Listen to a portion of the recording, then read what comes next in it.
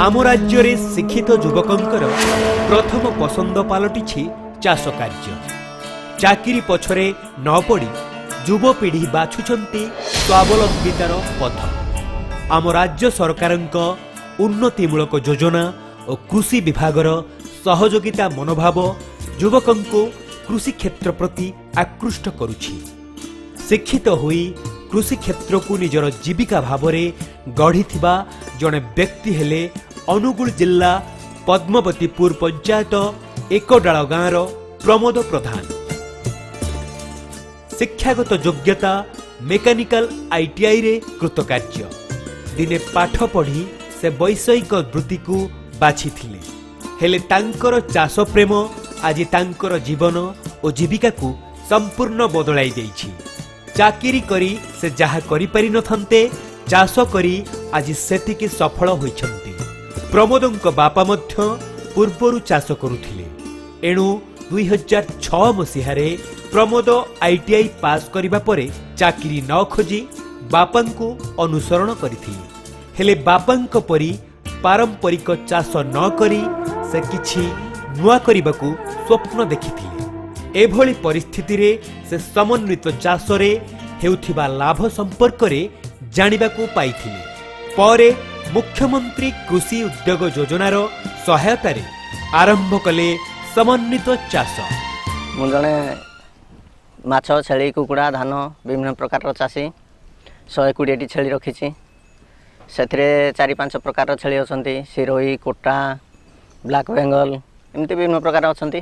पशुपालन डिपार्टमेंट से माने भी किसी सहायता करूछंती, मेडिसिन पत्र सबुथिरे जहा जते बेले भी डाकिले से मान को जल्दी पहुंची जाउछंती।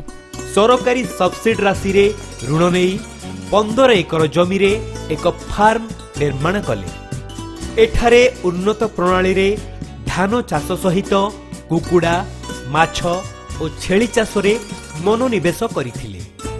मुख्यमंत्री कृषि उद्योग योजना रे 45 लाख टंकार ऋण नै से कुकुड़ा चाष करिसंती। एथिरे तांकू 15 लाख टंकार सब्सिडी मिलिछि।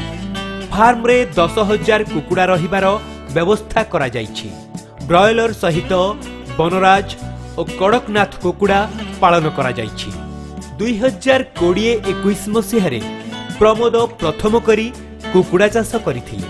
प्राथमिक पर्याय रे तांकर 3,50,000 टंका लाभ होइथिला।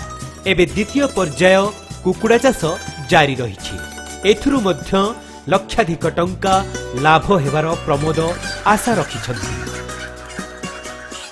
पशुपालन सहायता रे 400 कड़कनाथ 150 बनराज कुकुड़ा तांको सहायता रे आनिथिली। सेमाने मते जोगाजोग करिकि देइथिले आनिथिले। सेथरु कुकुड़ा को हे गलानी 4 मास हे गलानी। आ 2 मास पर अंडा देबे। मांसळ भी हे गलेनी। मांसळ पई किछि बिक्री करूची। मु ए कुकुड़ा संस्था द्वारा मु भी किछि लाभवान हे पारुची। मो परिवार भी पुसी पारुची। एथरु मु कुआडे बाहर को काम करबा पई जाउनी। मु निजे इथरे लागि कि किछि ना किछि पैसा पाई पारुची। कुकुड़ा छड़ा से 2016 मसियारू माछ चाष करूछंती। 5 एकर जमी रे 5टी पोखरी करी नाना प्रजातिर माछ चाष करा जाइछि। माछ मानक मध्य रही रोही, भाकुर, मिरकाली, चाइना रोही, चांदी इत्यादि। माछ चाष रे से वार्षिक 3-4 लाख टंका लाभ पाई पारुछंती। मु माछ चाष 5 वर्ष हला कलिनी। हमर सरकार रो माछ योजना द्वारा हमर एठी सम्बलपुर आ भुवनेश्वर रो उत्तरा ए 2 जगह माछ चारा आने। माछरू वर्ष को प्राय 5-7 लाख इनकम भितर रहउची। एहा छड़ा प्रमोद छेली पालन करी अधिक रोजगार पाई पारुछंती। 30 लाख टंकार विनियोग करी 1.5 एकर जमी रे से छेली चाष करिछंती। एठारे राजस्थान और उत्तर प्रदेश प्रजातिर उन्नत मानर छेली पालन करिछंती। विभिन्न छेली मध्य रही सिरोही, ब्लैक बेंगल, गुजुरी, कोटा, बीटल मिक्स और देसी प्रजातिर छेली। सेमानंकर खाइबा पई फार्म मध्यरे घास चाष मध्य करा जाइछि। छेली गुड़िक जन्मरू 6 मास मध्यरे बिक्री योग्य होई जांती। फलरे कम समय रे प्रमोद भल लाभवान हेउछंती। फार्म रु से वार्षिक 10 रु 12 लाख टंका लाभ करुछंती।